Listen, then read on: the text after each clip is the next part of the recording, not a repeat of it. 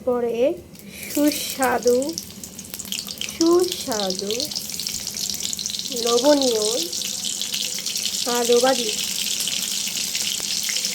কাঁচামরিচ কাটা সিস্টেম দেখছেন আমার। আর পেঁয়াজগুলো আলাই দিলে কত মোটা মোটা করে পেঁয়াজগুলো কাটছি। কিছু করার নেই, এগুলো আমরাই খাবো ঘরের মধ্যে। মোটা হইলেও কি চিকন হইলেও কি খাবো তো ঘরেই। তেলের মধ্যে দিলে সবগুলো এমনিতেই নরম হয়ে যায়। মোটা মোটা পেঁয়াজ দিয়ে আজকে বানাচ্ছি দারুণ মজাদার সুস্বাদু আলু ভাজি।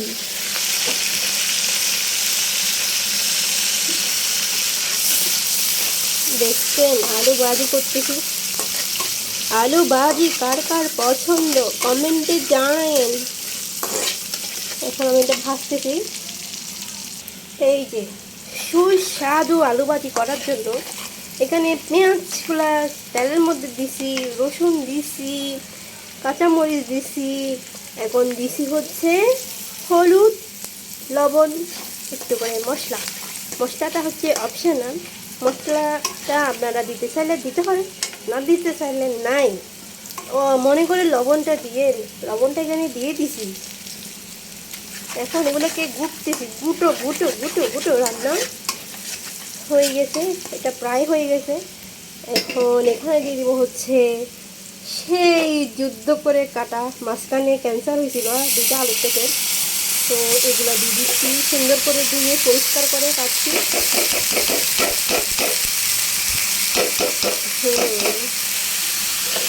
এদিকে সাইকের মধ্যে করতে গেলে এরকম হলুদ কালো কিছু না হলে কি কাজ হয় বলেন তো দেখি।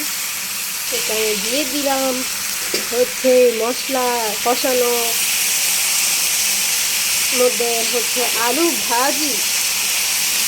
আলু ভাজি দিয়ে রুটি দিয়ে খেতে যা মজা লাগে না। তারপর ডাল দিয়েও খাওয়া যায় সকালে।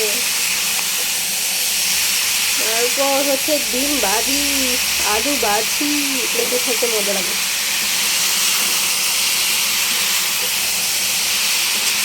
দেখছেন কালারটা কত সুন্দর আসছে। অনেকদিন পরে ভাজি করতেছি।